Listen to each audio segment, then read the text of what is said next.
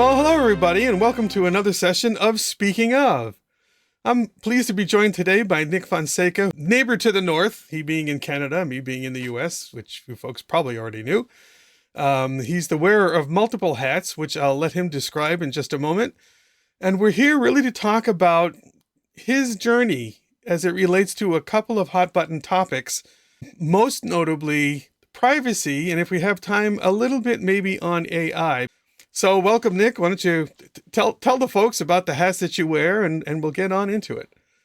Awesome. Thank you, Steve. Pleasure to be here and to speak with you for a few minutes. I work in information management, information governance, and in a municipality in Canada. I also am the president of the Insurance Institute in Northern Alberta, which is part of the Insurance Institute of Canada.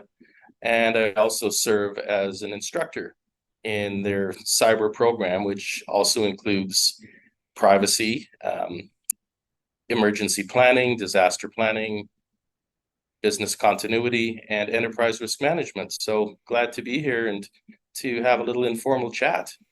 As you can tell from his description, he's really in the weeds of all the stuff that we do and the things that keep us up night and day.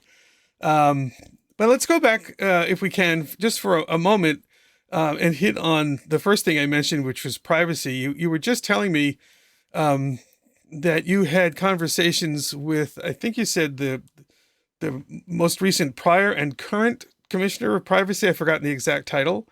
Maybe you could tell us a little bit about what that privacy landscape looks like from where you sit with this pipeline into a power that be.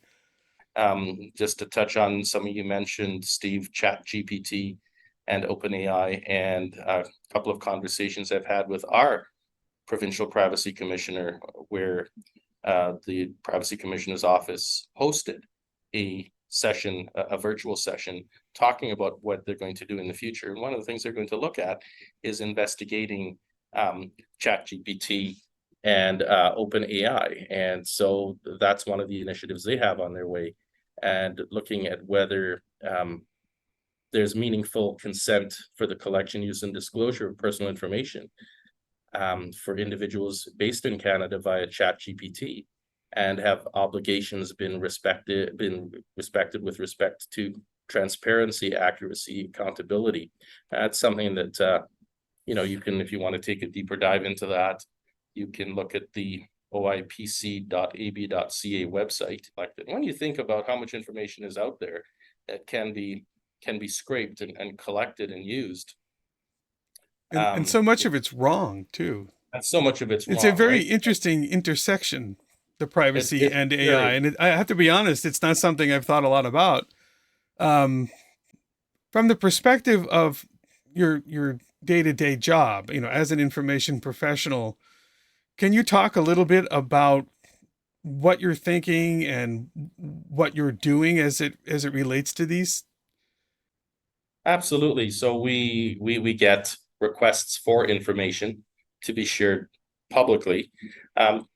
Sometimes we'll get a request for information that relates to something that's happening within our jurisdiction, or maybe we have records that pertain to another jurisdiction that are within our collection, and we get those requests. And one of the things we have to do is to make sure that when we're disclosing any of the information that we have in our collection, that we scrape out the personally identifiable information, and we at times will have to go through it word by word, line by line, because there might also be a reference to contract that's under negotiations with various parties. We have to take that out. So that's the access piece. On the privacy piece, we have to be much more rigorous in our protection of information that we have. And also, when we think about what's happening in the world of cyber attacks and breaches, to protect the information and to really ensure that the information we have is locked down.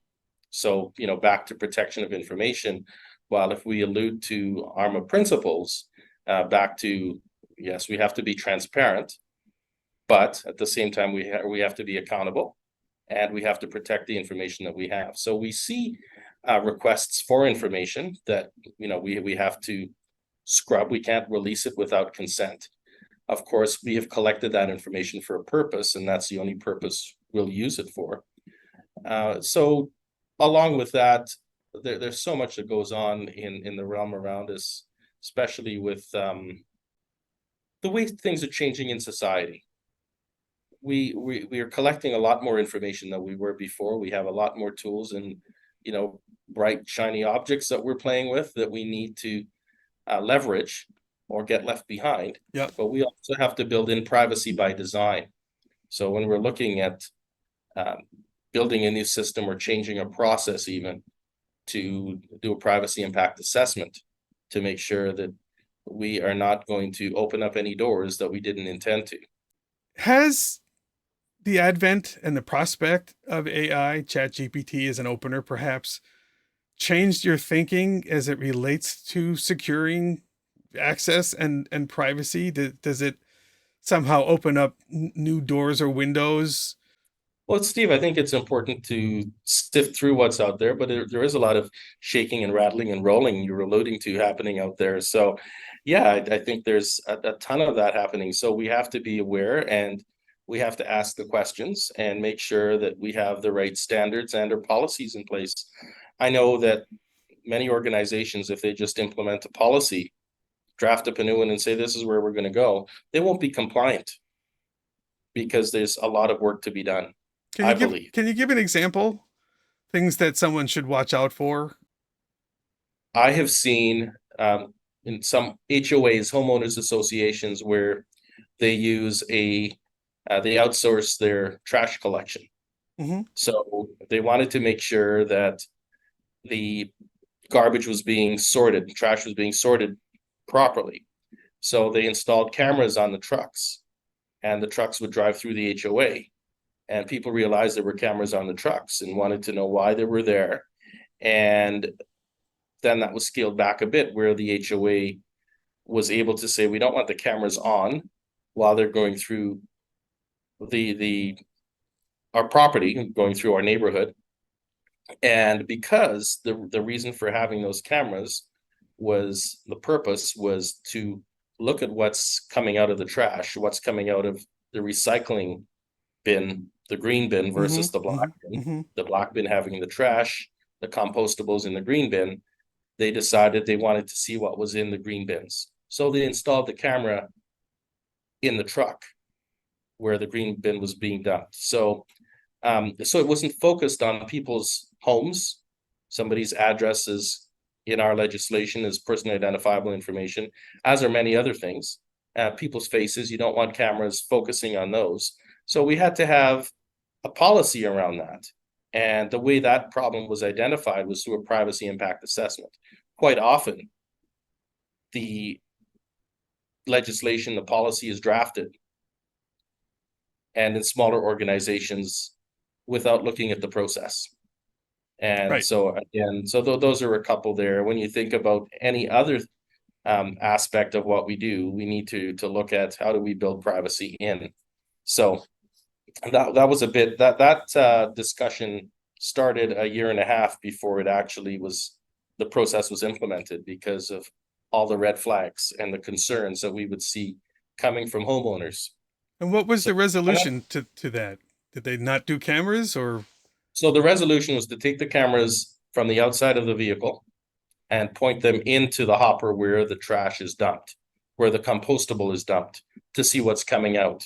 Okay. And also to use GPS coordinates to determine where that truck was parked at the time, so where it was getting the green bin contents from. So another thing that can be done is to have serial numbers on those bins, so that you can determine where those particular units are or what property it pertains to.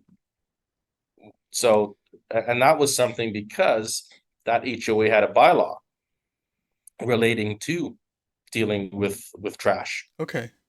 And with the bylaw was written in such a way that once it was passed by the board, they were ready, they couldn't comply because they didn't have the cameras in the right place. And then they thought, okay, on the outside of the truck would be good, but then you're also infringing on people's privacy. You know, that's really interesting. Theoretically, the argument could be made that it's still not really private because theoretically the video of the compostables could pick up some personal information off a document that's in that bin, or with the barcode on the bin itself be tied back to. So I find that really interesting, and it's a great story because it really gets into how enmeshed and entangled all these different things are. So really the HOA's, if I'm understanding it right, the HOA's motivation was compliance with recycling provisions. Yes. The privacy was a concern, but still, it sounds like modifications to the original process were made, but still, in my view, didn't really fully address it, but maybe addressed it enough to alleviate the concerns, which is yet another reminder about how complicated this is. And I love that you brought up the process. See, I'm practicing. I'll be at Arma Canada come this weekend, so it's good I'm getting my language lesson in. But how important it is to consider the process rather than just simply write policies because this seems to make sense. Absolutely. You got to look at whether, yes, you want to implement that policy, but you're immediately non-compliant because you haven't done what you need to do in terms of the research behind it. And just to your point, yes, there could be items in the compostable that identifies the person's name and address. But again, you looking at the process, some other things we looked at was how long is that information going to be used and retained? Yep. Right. So also we're back into records now. Is that a transitory record so we can do a quick identification? And that was the other piece, was make it transitory, use it and dispose of it in 2 weeks or less. Okay. So that it's not a permanent record. So we're back into data retention and disposition, and we're back into transitory records, and we're back into how do we classify this, right? So those things have to be thought of as well. And in terms of the name and address, again, it's looking at the definition of personally identifiable information in the jurisdiction, the legislation that applies to the jurisdiction. Yeah, say that 3 times fast. To Right. me, that story that you just told really is such an excellent summation of what's hard about what we do and how many levels we have to think on. It's like 3-dimensional chess of a certain variety, because we're talking from a day-to-day, common citizen perspective. I'm just throwing stuff away. Yeah. And they want the municipality or the HOA wants to make sure that we're handling it properly, so that the recyclables get recycled and the non-recyclables don't, and all of that. And yet it's not as easy as just saying through policy, okay, separate your compostables from the non, because then it's compliance with the policy, but it's on a lot of levels. So the homeowner has to first comply, and then you have to make sure they're being there's accountability there, because if you want to be serious about going green as a community or a local government or whatever, you have to, somebody's got to be watching, which terrifies a lot of people, certainly in this country. I imagine in Canada as well. I don't want the government looking over my shoulder. My trash is my business. But Absolutely. is it? And where do you draw that? And then, as you say, then you roll it forward to, okay, well, we need to monitor it, audit it, we would say in records terms, to make sure the documents, even though they're trash, are being handled properly. Is it a record? Yes, but it's transitory. Okay, for how long? Okay, retention schedule. Okay. So now we're talking about the destruction of the record related to the actual material that's being disposed of in the barrel. Absolutely. There's a certain irony there, for one thing. We live in a complex world. Yes, it is ironic. We live in a complex world, and we continue to use technology. We want to be more efficient. We want to make sure that we comply with legislation so we don't get fined. And, we can see fines being levied and increasing. We look at GDPR as an example, right? But in terms of fines, not in terms of separating your compostables from your trash, but just to be clear, when we look at it, we do live in a complex world, and we have to look at all these pieces to make sure that we're managing our information and our records correctly. We are complying with legislation and making sure that along the way that we continue to make sure we're vigilant, to make sure that we are keeping up with changes that are taking place and checking the boxes before we go live, before we implement. Right. The complexities that we just unearthed through that one not so simple tale, I guess. It's a real object lesson. And I certainly I'm going to use that as a touchstone when talking to people or giving presentations or consulting or whatever, because very often the people that I'm working with, and perhaps it's true for all you guys as well, don't really understand the day-to-day practicalities or the impacts of what we do. We tend to think of it, and certainly a lot of organizations think about records as this thing that happens somewhere else and they don't really bother me and I don't care and blah, blah, blah. But they need to. And this is a great tale bringing to light of really, well, yeah, it actually starts at the doorstep, quite literally. So Nick, thank you very much for the time today. I'm sure I'll see you on the stump.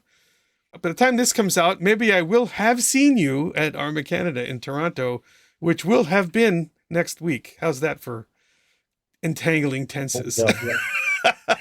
Yeah, thanks so much, Steve. I appreciate you inviting me, and anytime.